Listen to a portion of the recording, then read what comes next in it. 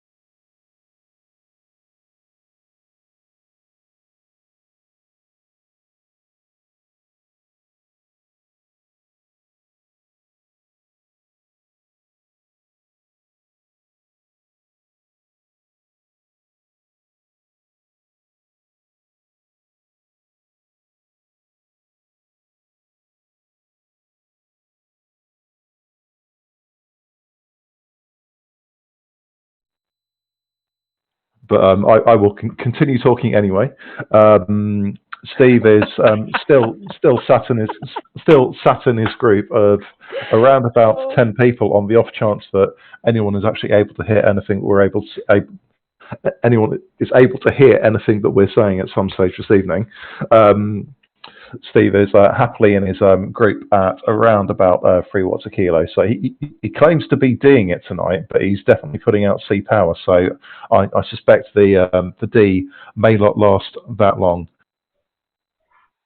I mean, why break up such a beautiful conversation, James? I'm just really glad I haven't deployed Science Corner yet, because that's something that needs to be shared with the world. I think the hilarious thing is, as soon as I start talking, thinking no one can actually hear a word we're saying, everyone can now hear what we're saying. Thanks, Craig.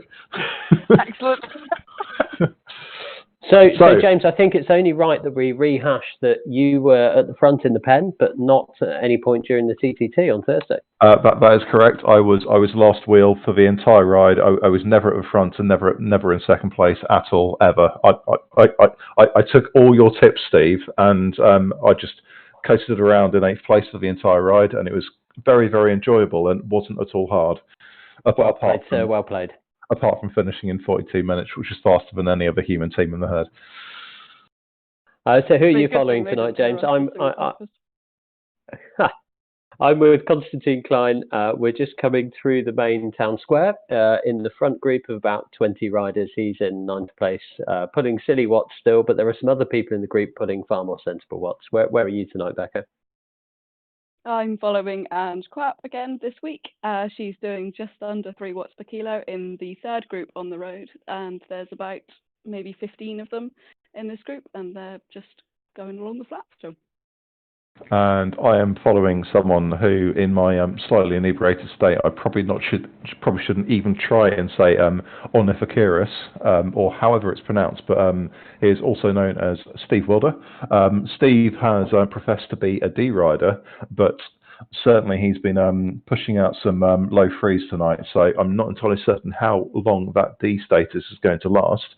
But he is currently in 57th out of 127 races tonight, and sat in a group of probably best part of 10 riders. And we are probably not a million miles away from that lovely hill now. Going up to the front with Konstantin and Steve, have they hit the leg snapper yet? We've just come across the cobbled section, and Konstantin, like one of the minor teams that enters into any Grand Tour, has put his nose on the front of the peloton a lot, clearly looking to please the sponsors, knowing he's being covered tonight. So we're just hitting that little 4 or 5% bit, which is the bit before the leg snapper, where you think, oh God, it's starting. And then you come around the corner and realise, no God, it's really starting now. And oh my word, there's lots of orange on the screen. Frankly, I'm slightly scared. Not orange in a good way. It's not orange trons, it's orange watts. Lots of feathers being deployed. Konstantin sat at 6. There's Ian Elston putting frankly bizarre numbers of about 10 up the leg snapper. Chris G's flying ahead. Konstantin's, he's time trialing it. He's sat at 6 watts a kilogram, which is an interesting tactic, as we said before anyone could hear us, apparently 5 seconds at the top of the leg snapper is easily 20 seconds at the bottom of it. You've got to be really careful. You've got to stay in the group. You've got to fight as hard as you can. If you can get to that corner at the top of the leg snapper in a group, it's so beneficial to you on the way down. Konstantin now, he's in about 20th. We're hitting that top corner and they've just rounded the bend, but I think he's lost the front group. James, Becca rather, Ange must be approaching the leg snapper as well. She's in the middle of it. She's doing absolutely fantastically. She's dropped the majority of the group that she was in, deploying her feather at the exact perfect moment, and is now just easing off as she reaches the top, and a few people are catching her up. How is Steve, James? Yeah, Steve's on the leg snapper as well. He's been on it for about a good sort of 20-30 seconds. Looks like we're about halfway up, and he's still holding position quite nicely. Putting out some good numbers for his self-professed D standard. Certainly we're doing about 3.5 most of the way up. But there is a rhino right in front of him, so he's got to chase that down. Robert Homer, long-time friend, who's putting out some pretty crazy numbers of his own, probably averaging about 4.5 going up the hill. I think Steve's just at the stage where he's really, really hoping this hill ends soon, because it is a bit of a nasty thing. The sort of thing you approach and think, leg snapper. you don't bother me. I'm going to do 5 watts a kilo up you, and then you get sort of 10 seconds in and think, oh, that was a bad idea. But he's just over the top now and heading on the downhill and looking to rest those legs a bit and go into the air attack before pushing on again. But I think now is the perfect opportunity for our Liza's Corner feature. Steve, I understand that you have some scientific input as to why the pink Tron is the greatest Tron of all time. Oh, well, yes, I have done a science on this, James. So clearly, as I switch browser tabs to quote Nature from 2005, Hill and Barton are the authors. I can find the DOI and post it in the YouTube link later. But basically, they did an article on psychology about how red enhances human performance in contests. And basically, they looked through a load of contests from Greco-Roman wrestling through to freestyle types of wrestling and other types of combats to find that psychologically, the color red won more than any color. And this was actually held up by another psychologist in 2018 who was looking at football teams and found that football teams, from 1947 to 2002, the teams wearing red tended to win in matches more often than teams wearing other colours. So clearly red is psychologically the best colour. So why don't we have a red Tron, you ask? Well, let's look at the visible spectrum of light. That was obviously where we were going. Well done, Becca. Great question. Visible spectrum of light. Red is in 625 to 714 nanometers. Fans of pink will know that it's just a desaturated red. So we're pretty much in the same space of nanometers. Orange, however, is slightly further up the spectrum between 585 and 620 nanometers. So we're not quite still in the red, yet we go back to, and bear with me, go back to the article from 2018, where we look from non-British countries, and they found that if a country had a strong correlation with a colour, that led to that country winning more.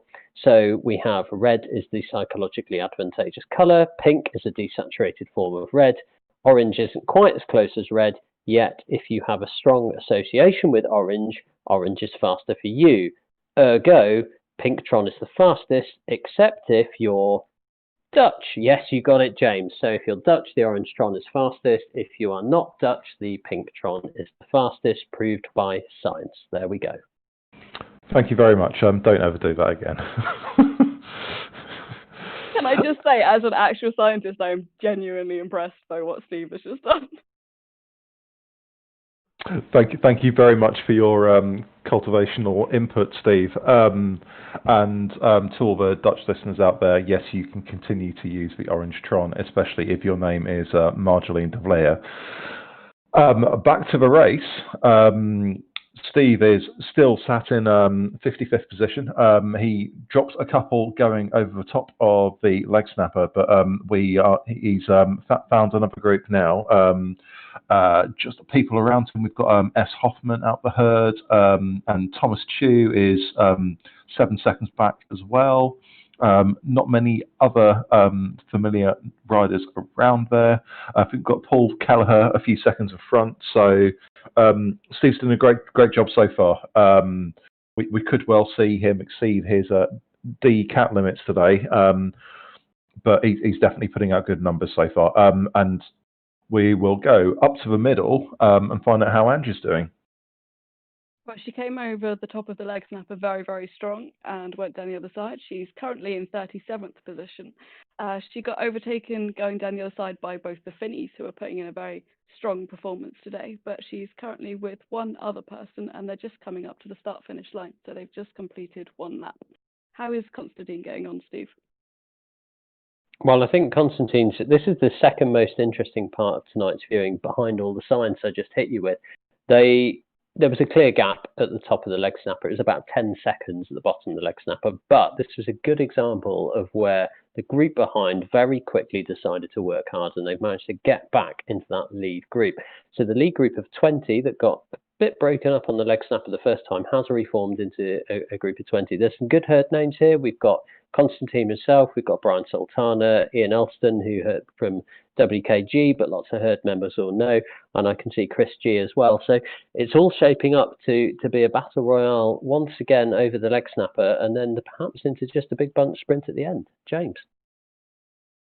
Yes, I think now's probably a good time for me to talk tactics, of which many may make no sense and be completely irrelevant. But if I were a rider capable of doing about 1 watts per kilo more than I can actually do, and being at the front of the group whilst hitting the leg snapper, I think my intention would probably be to just try and hold the pace of the front of the group. Now, we mentioned earlier Ian Elston doing crazy numbers up the hill, well in excess of 10 watts per kilo, and Ian's certainly got a fantastic sprint on him.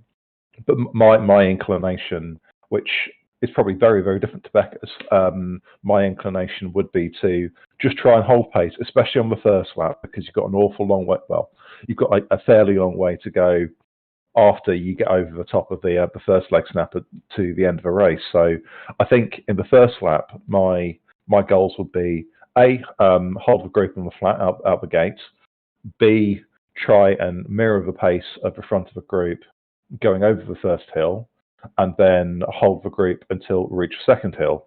For me, again, I would try to hold the pace over the second hill and then try and leave anything I possibly can for a sprint at the end. Becca, I suspect your tactics would be to try and go as hard as you possibly can on the second hill to make a bit of a gap and see if you can hold it. That will be my attempt tomorrow. The first hill will be just slightly putting in the pain because the hill suits me. It's punchy, it's short, and as a lighter weight rider, it does very much suit me. So just to sort of, put a little bit of hurt in people's legs on the first lap, and then the second lap properly go for it. Unfortunately, with the descent being right afterwards, it does give a good chance for people to catch up behind, especially if they're slightly heavier. And I have a feeling it will end in a much reduced group, but a bunch sprint, of which I will lose inevitably. Do you find it quite abnormal for there to be a descent after you reach the top of a hill? Shut up. Steve, how's Constantine doing? Yeah, he's doing well, and they're just hitting the bridge at the moment. And I'll go back to tactics and not teasing Becca about understanding what goes up must come down. So we just hit the bridge, and it's quite a kind of tough bit. And we've actually just seen a little gap form here. It's probably a little bit too early. I think about 6 riders, maybe 5 riders have gone off the front. So you've got the bridge, which is a kind of steady 2%. It's one of those climbs that you don't really notice, but you've got to lift the watt slightly, a bit like if you're going over a cobbled section or over a dirt section, just to maintain your position in the group. And you don't want to be one of those people who's dropped off the back. Fascinatingly, I can see Mike Bowser in the group here. He's made the front group, which is, that's bloody good riding for a C rider to be in with some top quality riders here. It is a course that suits Bowser, of course, because it's quite a punchy course, and he is a pro at sitting in the group and doing nothing. And frankly, that would be the tactic I would go for. I would give it absolutely everything at the leg snapper to make sure I got to the front group, and then I would do as little as possible for 95% of the course. Being somebody who has no sprint, my tactic tomorrow, and calling this tactic is really poor form, but I will just attack at a kilometre out. I will hope that everyone watches each other, and I will sprint off the front at a kilometre out and try and time trial it in from there, because I'm not going to beat people in that last 250 metre sprint across the line. And all I can do as an okay climber is just make it really difficult at the leg snapper for those people who have to then chase back on the descent. So we are crossing the town square for the last time in the second lap. James, where are you?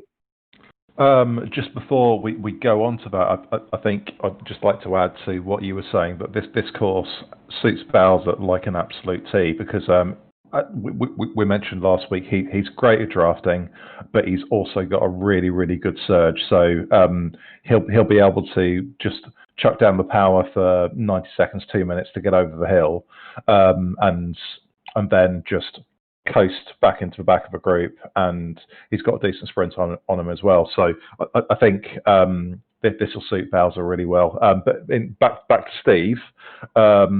He's still holding 54th place out of 127. He's got S.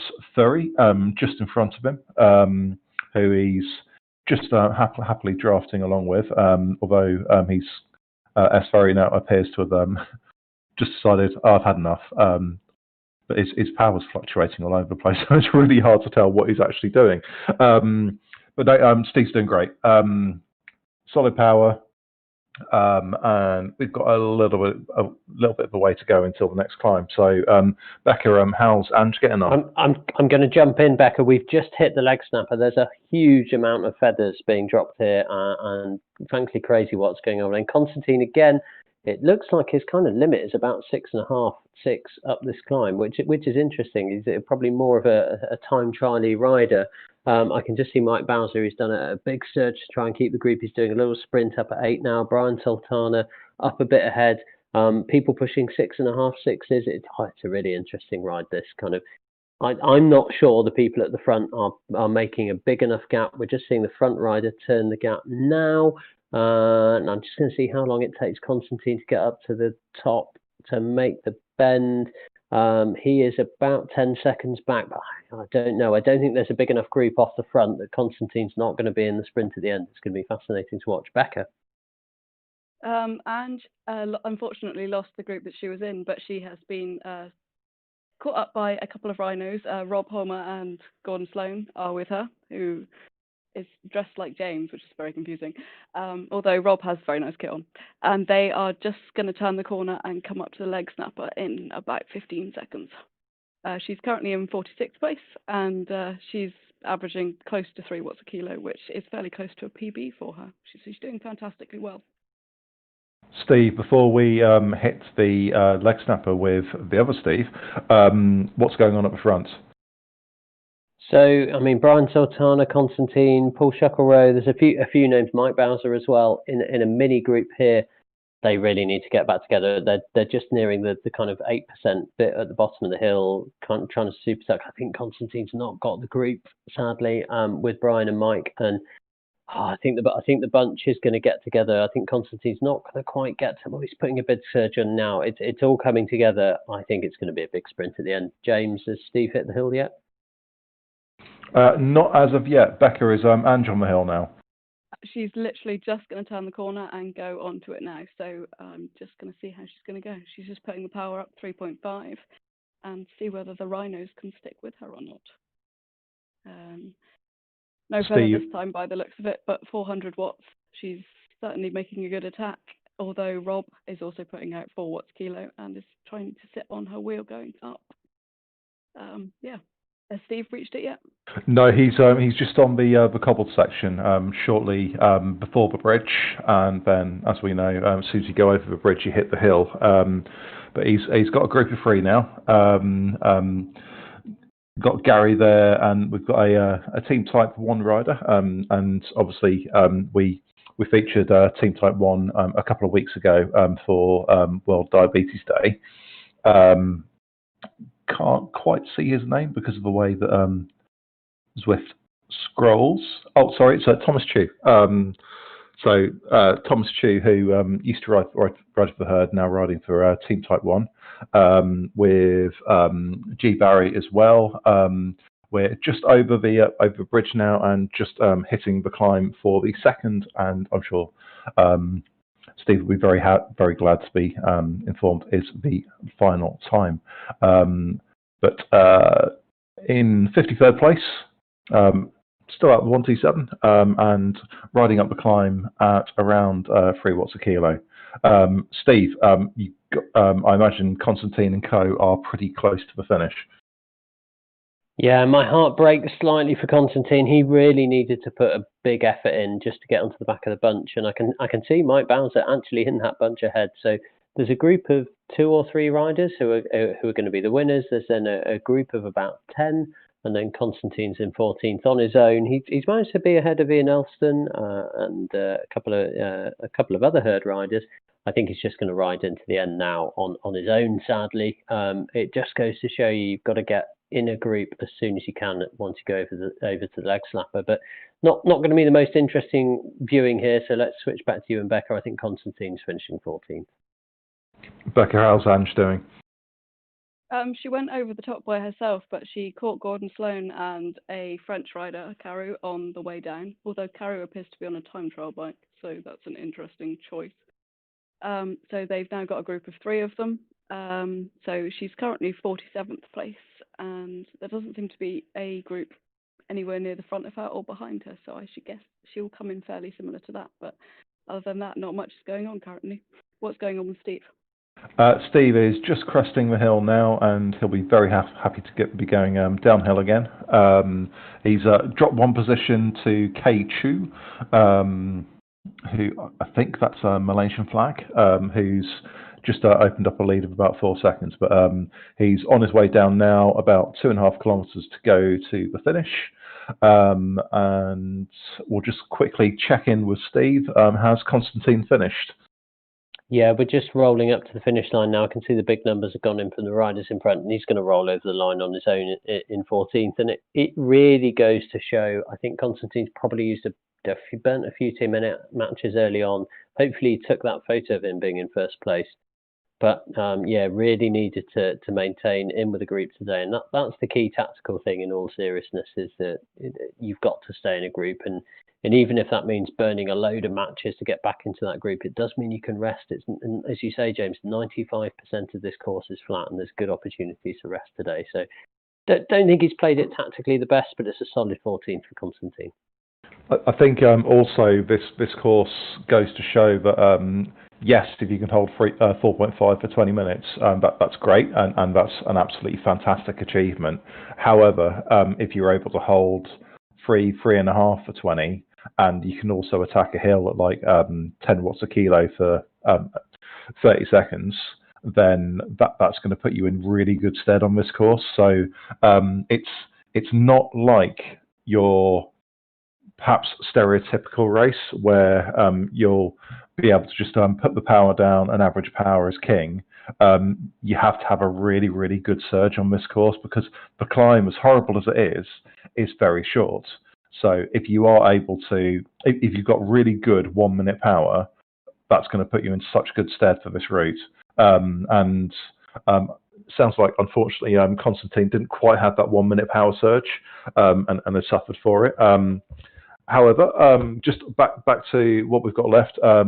Steve is just going under the sprint banner with about 1.5 kilometres to go. He's just found a few extra riders and needs to put a bit of power down just to get back into this group, which he may not do. But they might have just dropped him. But so he's currently in 57th. Becca, what's going on with Ange? Ange is currently in 45th. She's with 3 other people, and she's just coming up to the sprint banner in maybe less than a kilometre. She attacked at the sprint point and caught up with Robert, who was Rhino, who was ahead of her. Fantastic sprint, so she also took the sprint jersey for this race, although she's just dropped off a little bit now. So coming up very, very shortly, she should get to the sprint point, although everyone is dropping arrows very early on. Not quite sure what's going on. So I think Ange is actually really, really close to the end of a race, Becca, and I think you should be able to see. Yep, you should be able to see the finish line before long. Although they definitely dropped their arrows way too early, because they need to drop them now. Because yeah, they're just coming up to the sprint finish line now. She's gone up to 3.7, 3.8 watts per kilo, but I think she might be too tired from the legs now to give out her full sprint, which is fantastic when she's on full form. Yep, the Rhinos are just starting to sprint now. Gordon Sloan's just dropped his aero and sprinted off into the distance, and Ange is going to come in either 47th or 48th, depending on whether she can catch the guy on the time trial bike. So she's just rolling over now, 48th. That was a fantastic result, and yes, she's taken the sprint jersey for the course as well. Well done, Ange. And in terms of Steve, he wasn't quite able to catch onto that group, so he's a little bit of no man's land at the moment. The rider in front is 5 seconds in front, rider behind is 5 seconds behind. So it's looking like a bit of a time trial to the end. And my guesstimation of the distance being about 16.8 kilometres was evidently a little bit out, but we will have too far to go. So we're just following Steve down to the end of the lap, and he's currently in 57th at 127, and it's looking like that is the way it's going to stay. But just whilst we watch him finish his lap, we'll just quickly check on to find out what the route is next week, and it's a bit of a beauty. It is a single lap of Lady Liberty, which I believe is around about 12 kilometres or so, which will also include the New York Com. But Steve's got 300 metres to go, and he's pushing down the numbers. He's holding 4 watts a kilo. You can see the banner, 200 metres to go. And we will shortly be coming up to the 100 metre sign and still pushing. And he is over the line. So, like I say, next week we'll have a single lap. Actually, no, ignore me entirely. I'm looking at entirely the wrong thing. Apologies. That was the Stampede route for this week. We've got a single lap of a Great London Flat next week. So that'll be fun. Everyone's favourite. Definitely one for the sprinters, isn't it, James? It's definitely one for the sprinters, but there are a couple of touch points on that lap as well. Mainly top end of the course, coming out the tunnel. But yeah, No. It's It's a sprinter's course from start to finish. That is a sprinter's course. There is nothing for me on that course whatsoever. I'm 100% siding with Becca today. I think today was a course for people who've got great 1 minute power, and next week is a course for people who've got great 15-second power. So yeah, definitely a sprinter's course, James. I'd say definitely a sprinter's course for those of us who are slightly heavier, of which none of the people in this current conversation are in that remit. So I think next weekend for me is going to suck probably just as much as it will for you and for Steve and Becca. So looking forward to that one. It's going to be a load of fun, but definitely looking forward to racing this course tomorrow. I think all 3 of us are racing tomorrow at midday. Yeah. Excellent. It'll be a commentary team challenge. Wonder who'll win that one, Becca. I look forward to getting the bronze medal. It doesn't tarnish as much as silver or gold, I hear. We'll see. After this much wine, I'll be surprised if I can actually find my bike in the morning. It'll be where you last left it. But anyway, guys, thank you very much for everyone who's been watching. Thanks a lot for the pictures from Craig Martin. And thank you to my co-commentary team of Rebecca Kingdom and Stephen Pritchard. Thank you very much. No idea who those people are, but thanks, Becca. Thanks, guys. We will see you next week. Bye.